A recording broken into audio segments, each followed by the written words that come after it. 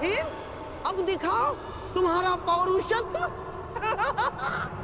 या कहो तो हस्तिनापुर की स्त्रियों से आभूषण लाके तुम्हें पहना दूं? क्या हुआ? युद्ध बातों से नहीं, बल से जीता जाता है। यदि जैसे शरीर में थोड़ा सा भी साहस बचा है, क्रोध और प्रहार कर मुझ पर। अरे ये क्या पहचानेगा अपनी शक्ति को? इसे कैसे मैंने वस्त्र और आभूषण रहित करके आंसू के मत्थे बिठा दिया था मैंने।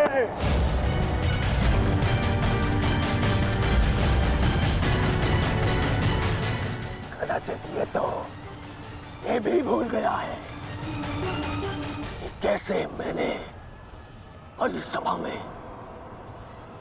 उस दासी द्रौपदी को उसका उचित स्थान दिखाया था।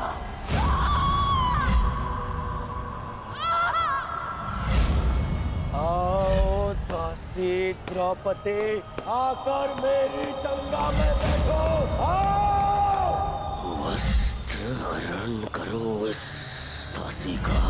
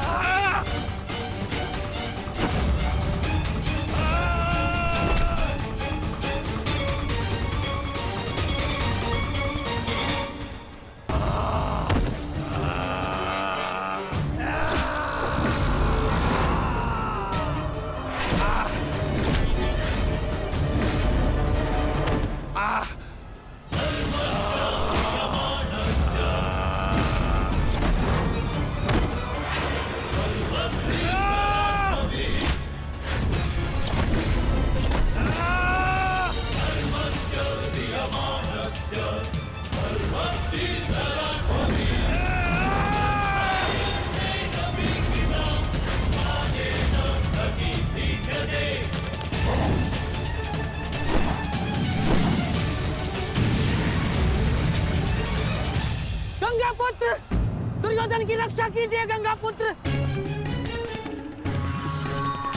महामहिम, ये क्या कर रहे हैं आप? अपने वचन को पूर्ण कीजिए। आज यदि आपने भीम का वध नहीं किया तो हस्तिनापुर का युवराज घर नहीं लौटेगा। महामहिम, भीम, रुक जाओ, दूर हो जाओ दुर्योधन से, अन्यथा मुझे तुम्हारा वध करना होगा।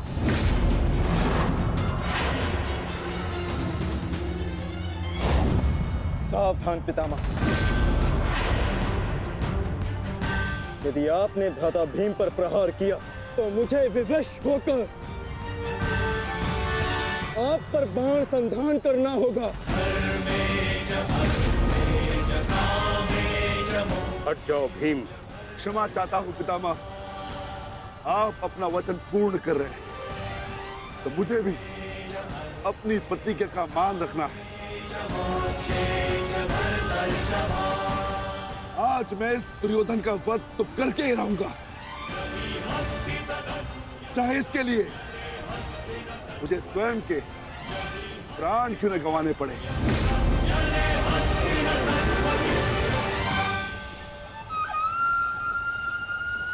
स्वयं के प्राण गंवा सकते हो भीम, परंतु क्या अपने दोनों भ्राताओं को इस आहुति में झोंक दोगे तुम? तुम्हारी इस भूल का फल नकुल और सहदेव को भुगतना होगा भीम। जरा देखो उधर।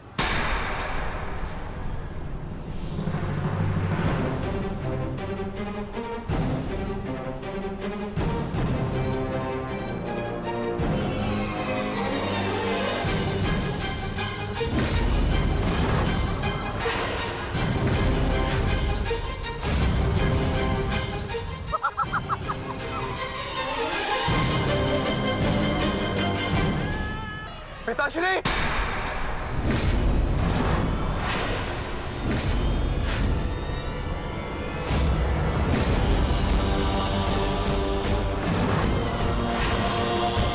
शस्त्र को नीचे करिए द्रोण, अन्यथा सदैव के लिए पुत्र से हाथ खो बैठोगे।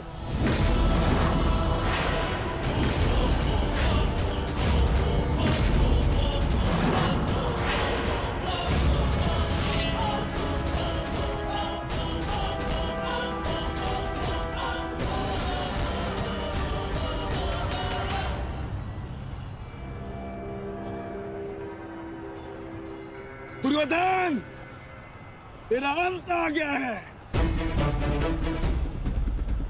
तुम्हारे पास दो विकल्प शेष है दुर्योधन। या तो देश युधिष्ठिर के समक्ष आत्मसमर्पण करो, अपनी सेना को पीछे हटने का आदेश दो, या फिर अपने प्राण यमराज को समर्पित करो।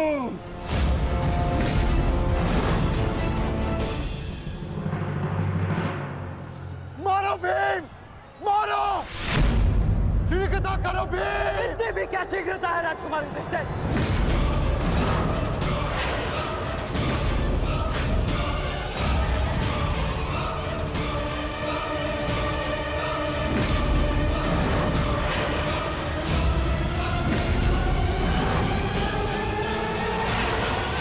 शेष है दुर्योधन। मारो भीम, मारो, शीघ्रता करो भीम। इतनी भी क्या शीघ्रता है राजकुमार युधिष्ठिर?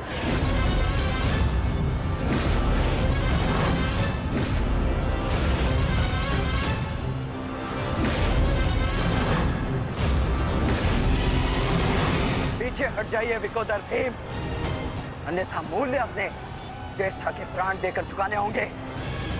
नहीं भीम, नहीं, मेरी चिंता मत करो, अपना वचन पूर्ण करो। ऐसा अवसर दोबारा नहीं मिलेगा अनुज। मत करो इस दुर्योधन का, पांचाली के अपमान का प्रतिशोध दो भीम। मारो इस दुर्योधन को। एक बार पुनः सोच लीजिए, अवसर दोबारा मिल सकता है, परंतु देश के प्राण दोबारा नहीं लौटेंगे। मारो भीम, मारो।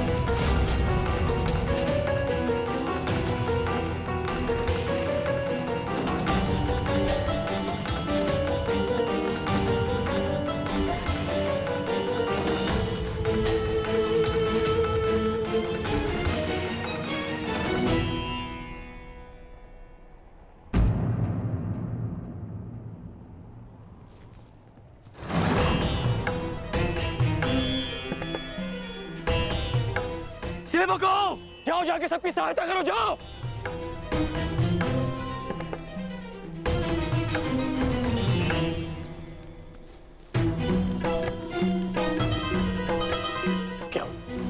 क्या हुआ?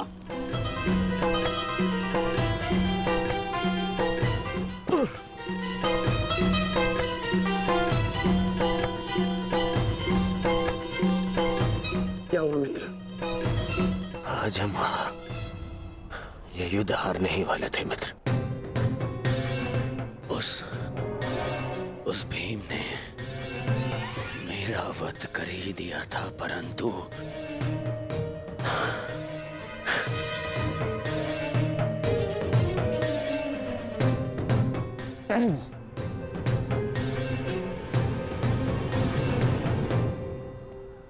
ठीक समय पर आकर वृषसेन ने पूरी परिस्थिति को ही बदल दिया।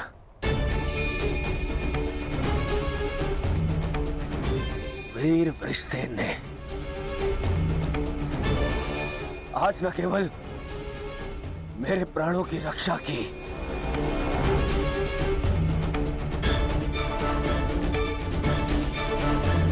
अभी तो कौरव सेना को एक लज्जाजनक हार से भी बचाया।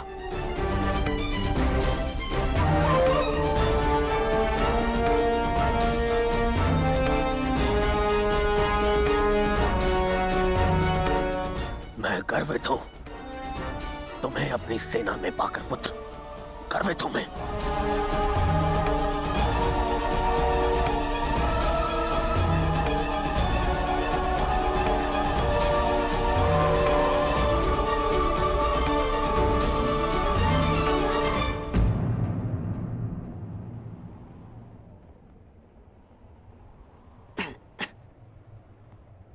आप फिर से मेरे घाव देख रहे हैं ना पिताश्री, और मैं फिर से यही कहूंगा,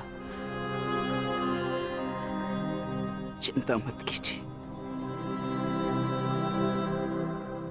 आज का युद्ध समाप्त हुआ और युद्ध भूमि में जो कुछ भी हुआ उसे भुला देना ही श्रेयस्कर है।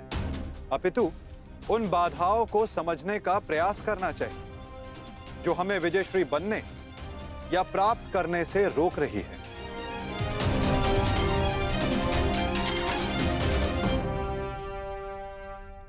सबसे बड़ी बाधा तो वो कर्ण का पुत्र वृषसेन है। आज दूसरे दिन भी उसने दुर्योधन का अंत होने से बचा लिया। दुर्योधन के वध होने के पश्चात वृषसेन को अपने मार्ग से हटाना अति आवश्यक है। कुछ नहीं होगा आपके पुत्र को, और आपका पुत्र आपके मित्र को भी कुछ नहीं होने देगा।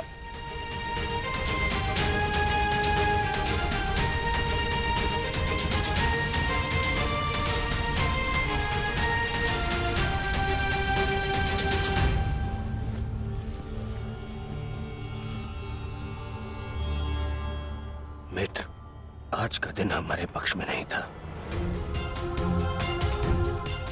तुम हमारे साथ होते तो कदाचित ऐसा नहीं होता।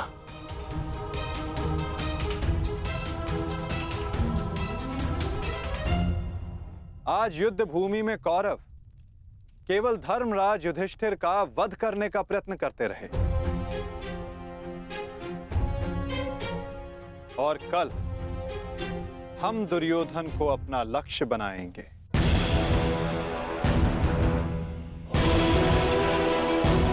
क्योंकि दुर्योधन के अंत के साथ कौरवों की पराजय भी निश्चित है।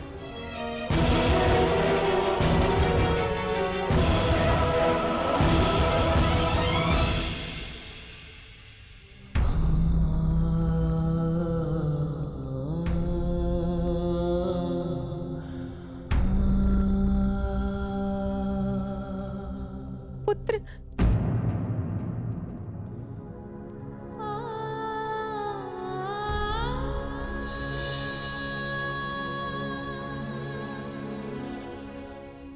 क्या दशा बना दी है इस युद्ध ने तुम्हारी। अरे माता, आप कब आई? माता हूं।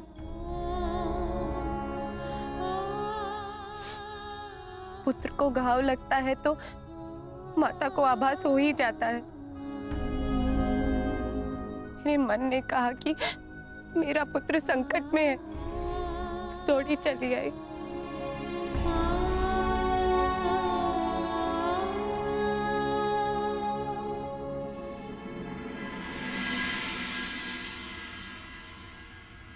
परंतु आप भी तो इसके पिता हैं। क्या अपने पुत्र की इस दशा को देखकर तनिक भी दया नहीं आती? अपने पुत्र के जीवन के लिए आपको कोई मोह नहीं? मैंने निश्चित कर लिया है, तुम कल युद्ध में नहीं जाओगे।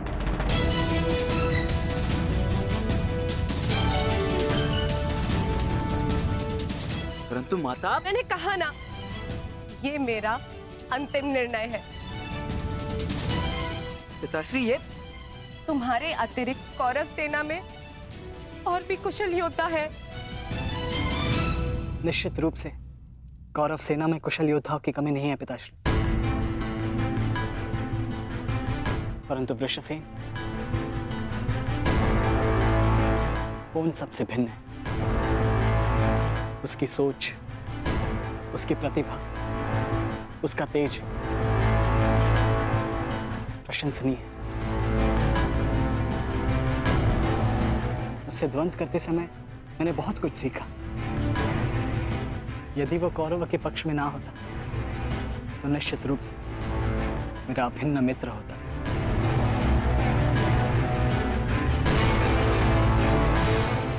परंतु समझ में नहीं आता कि उसमें इतना तेज आया कहां से। कुछ जन्म से, कुछ कर्म से। वो अंगराज कर्ण का पुत्र है,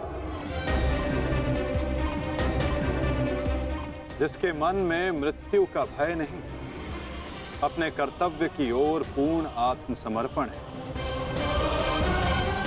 उस पर तेज स्वतः ही आ जाता है अभिमन्यु।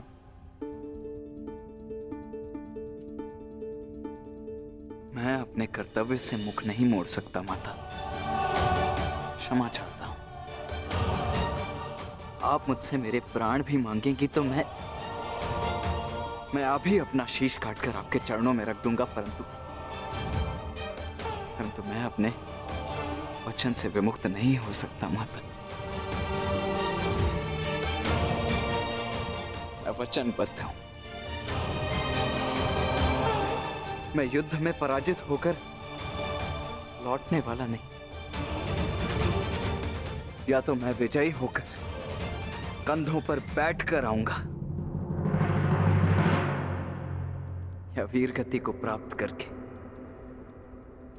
कंधों पर लेटकर।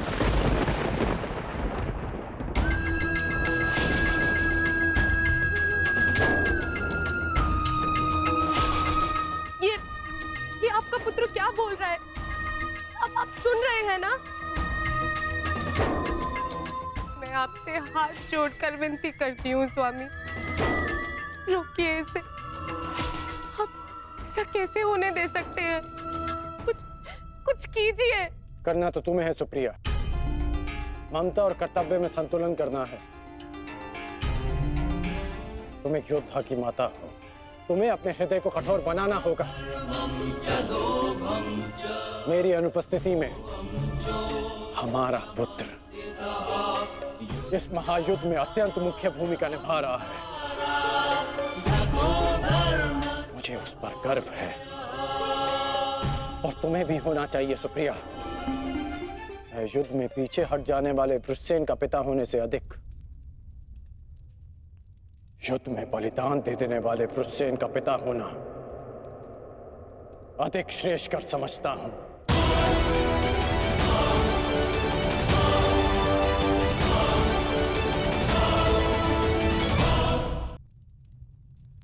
और तुम्हें भी समझना चाहिए सुप्रिया, तुम उसकी माता हो, उसकी शक्ति बनो, उसकी दुर्बलता नहीं। हर मनुष्य अपना लक्ष्य चुनता है और मैंने और वृषसेन ने भी अपना लक्ष्य चुन लिया है। हमारा लक्ष्य ये महायुद्ध है और युद्ध बलिदान मांगता है। यदि वो बलिदान मेरा या मेरे पुत्र का होगा तो हमसे अधिक भाग्यशाली और कोई नहीं होगा सुप्रिया। परंतु मैं इसकी माता हूं। हर कोई जो इस युद्ध में है उसकी भी माता है। वो भी किसी का भाई, बेटा, पिता या पति है। यदि हर माता तुम्हारी भांति विलाप करने लग जाए तो इस युद्ध में योद्धा रिक्त हो जाएंगे। जब युद्ध क्षेत्र में मृत्यु समक्ष खड़ी होती है तो योद्धा पुकारता है, हे मृत्यु, तैयार यदि तू आने को, प्रसन्न मुख आ, द्वार खुला है, तेरा स्वागत, प्रसन्न मुख आ।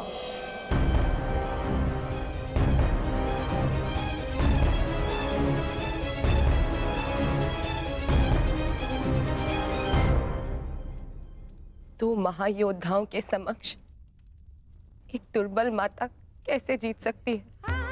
यदि आपने निर्णय ले ही लिया है तो ठीक है,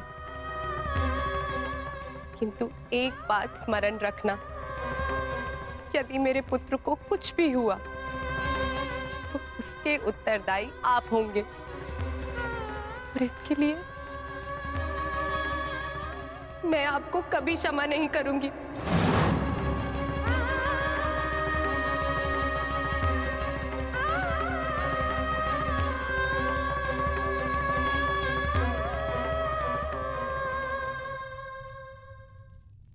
आज युद्ध भूमि में पांडवों का प्रयास था कि दुर्योधन पर वश पालें।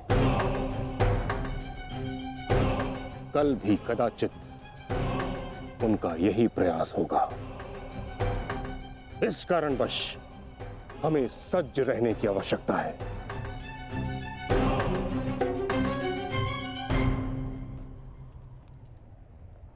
कल हम गरुड़ व्यूह की रचना करेंगे और इस व्यूह का नेतृत्व स्वयं मैं करूंगा।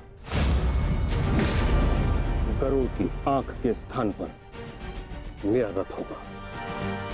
उसके एक पंख पर गुरुद्रोण आप और दूसरे पंख पर अश्वत्थामा, मध्य में मद्रराज शैल्य और युवराज दुर्योधन अंतिम रेखा पे रहेंगे। कुशल योद्धाओं का दल उनका सुरक्षा चक्र बनकर रहेगा और किसी भी मूल्य पर यह सुरक्षा पंक्ति टूटनी नहीं चाहिए। ये लीजिए, ये नई रणनीति लाए। पितामह, आपकी अब तक कोई भी रणनीति सफल तो हुई नहीं है। ऐसा ना हो कि